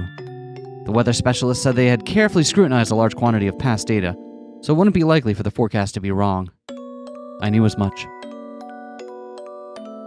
But even then, there was occasionally a day where I was hoping it would be wrong, as I stared up into the clear blue sky. Was I being mischievous in hoping so? I waited and waited, feeling almost suffocated by the boring blue sky undisturbed by a single cloud. If you could die from that suffocating feeling, then the population of Earth probably wouldn't have increased to this point. In other words, the only person who was being suffocated by this was me. And so, I welcomed the summer evenings where not even the weather forecast could predict a sudden shower. If I were to explain it like this, would you understand a bit more about how I feel? Let's say that tonight's dinner was going to be curry rice at the Maibara household, apparently. But when you're called down to the dinner table, what was waiting for you was instead an eggplant and bell pepper stir-fry. This is just on your mother's whim, by the way. I'd be delighted by such whimsy. I don't really like eggplants or bell peppers, but still I'd be delighted. Eggplants really depend on how you prepare them. Like, properly, like, breaded eggplant, that's the shit. Just regular cooked eggplant, though, is kind of like, eh. It's definitely not my favorite vegetable to be served that way. I agree. I think eggplant is an extreme high variance vegetable. Yes, absolutely. They can be the most heavenly thing or absolutely awful. God, I want pizza with eggplant on it tonight. Can we get pizza with eggplant on it tonight?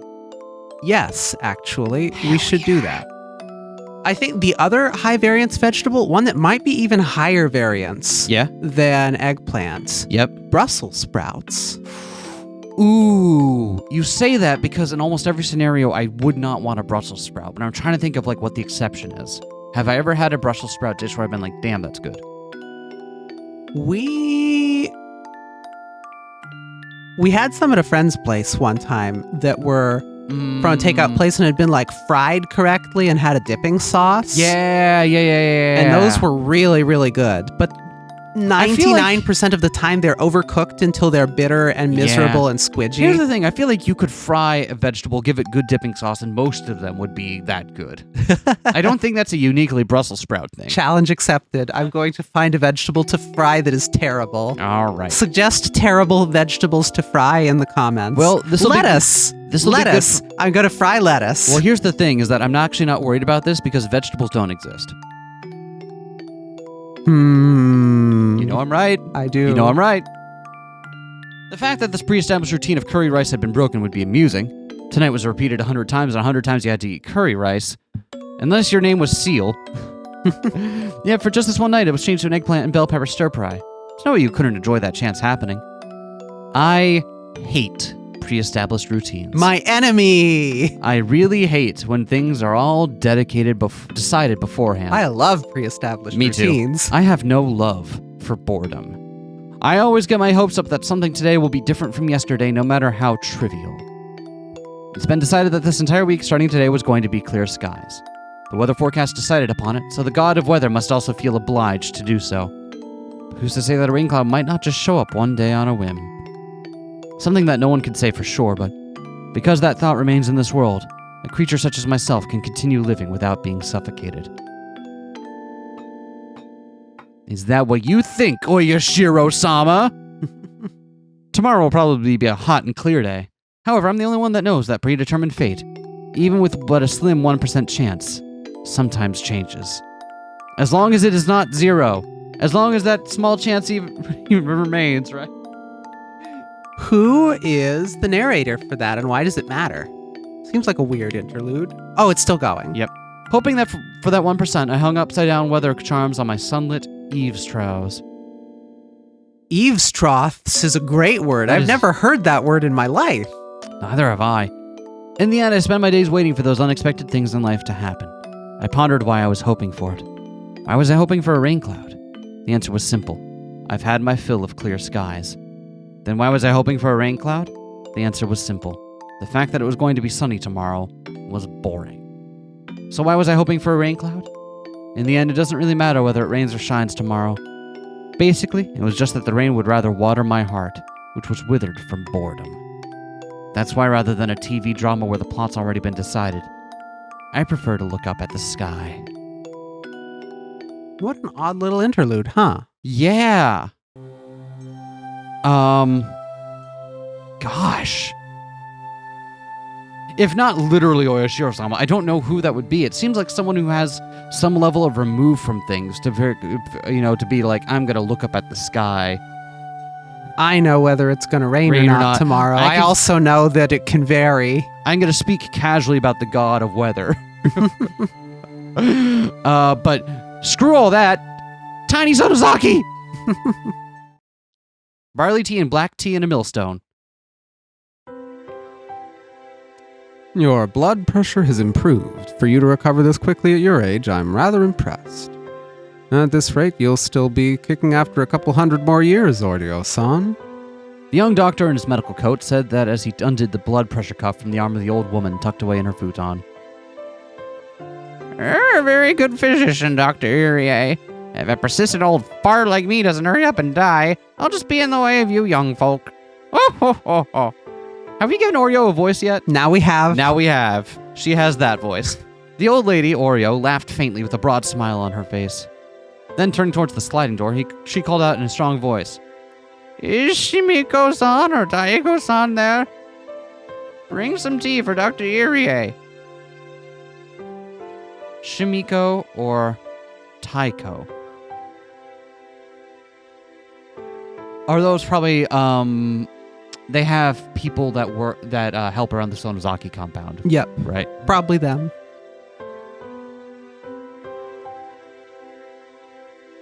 Yeah.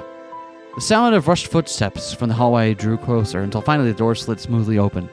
What it revealed was a young girl. Looked like the old lady's granddaughter. No, she's tall! No, but that's because of the sprites we've got. Yeah, hold on.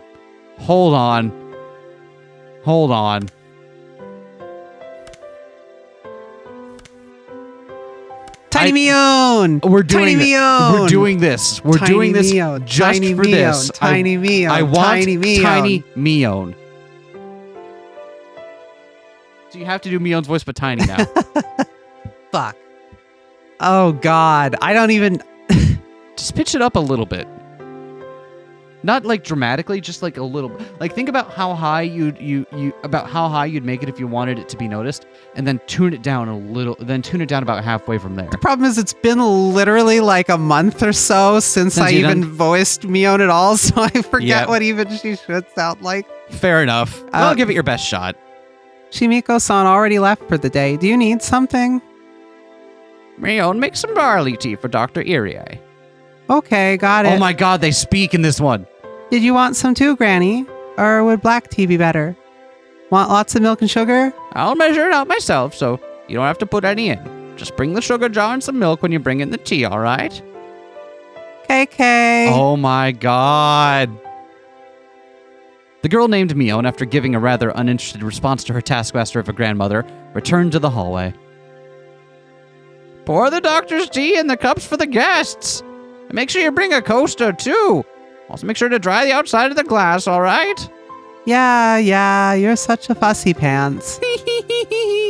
A tired voice wafted a reply from down the hallway. All right, we had Tiny Mion. Tiny Mion, Tiny Mion, Tiny Mion, Tiny Mion. I was very happy to have Tiny Mion for a moment. The apathetic tone of voice was far from unusual. The old lady let a wry smile slip across her face as she chided the girl. Geez, that girl just won't learn. Nothing I ever scold her about seems to stick. Now, Oryo-san, you don't have to say that.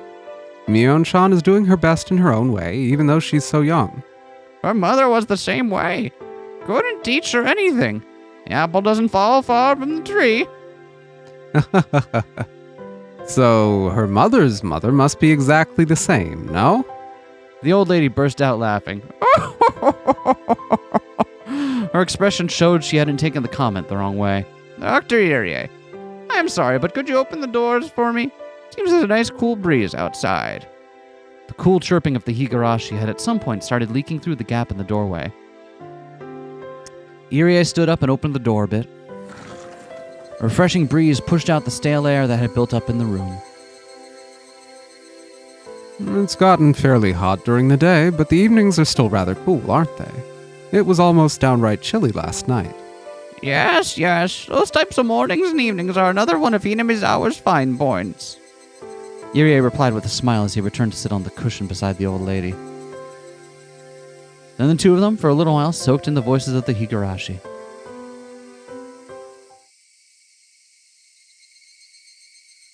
I'm going to try to live to 100. Until the business with the dam is proper finished, I ain't kicking the bucket just yet. To get the government to withdraw a decision they've already made is a fairly difficult thing to do. The way this country does things is like turning a millstone. A heavy one at that. A millstone? Don't you know? A millstone. Kids these days. Irie quickly affirmed that of course he knew what the old lady was talking about, for he knew full well that Oreo didn't like having her stories interrupted. This millstone, see, it can grind anything to a pulp. It's rather impressive, but you see, it doesn't turn that easy because it's a rather heavy millstone at that. Lots of people have to work in unison to get it to even budge. That kind of millstone. Irie pursed his lips, listening quietly to what she was saying. Eventually, Mion returned about 5 years older with some tea laid out on a tray. Seeing that Oreo was talking and in a good mood, she quietly knelt down and laid out the sets for the barley tea and black tea, careful not to interrupt. That's why when it gets going, it's not that easy to stop. It takes the most effort to move it right before it starts turning. Everyone hates that, so everyone keeps pushing it along without rest. You're talking about friction, right? I get what you're saying. So in other words, there's some sort of mistake and the millstone suddenly stops turning. To get it turning again takes a great deal of power, more or less. Certainly, to get a project that's been suspended going again takes quite a lot of work. It's a millstone that isn't easily stopped, but once it's stopped, it'll never turn again. It's that kind of millstone. It'd be nice if there was some way to get that millstone to stop, wouldn't it? When Irie responded with that, Mion and the old lady suddenly sunk into silence. Irie, instinctively thinking he had said something rude, searched in a small panic for the words to correct himself. But that silence wasn't the result of rude words. For what crept across Mion and the old lady faces were contemptuous smiles. The atmosphere surrounding Irie suddenly froze, leaving him flabbergasted. Thinking that the scornful smiles creeping across both their faces was the result of some mistake of his, could only grow afraid.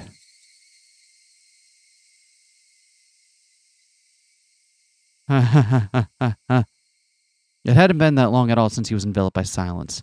However, unable to stand it, Irie could only let out a weak laugh. Irie's laugh eventually spread to Mion and the old lady. Not knowing exactly what they were laughing at, their laughter left a lingering chill. The only ones not laughing were the Higurashi, who continued their simple and unchanging chorus. Good times. Good times! Oh, I'm so happy with this. Oh! This is fun! Oh! I think that's all for this sode, but we'll see you next time for even more. Alrighty. I am so interested where this goes. And small Mion! Tiny Mion. Tiny Mion! What's she gonna do? No one knows. What's she gonna do? She's gonna Mio. That's what she's gonna do. Bye, everyone. Peace.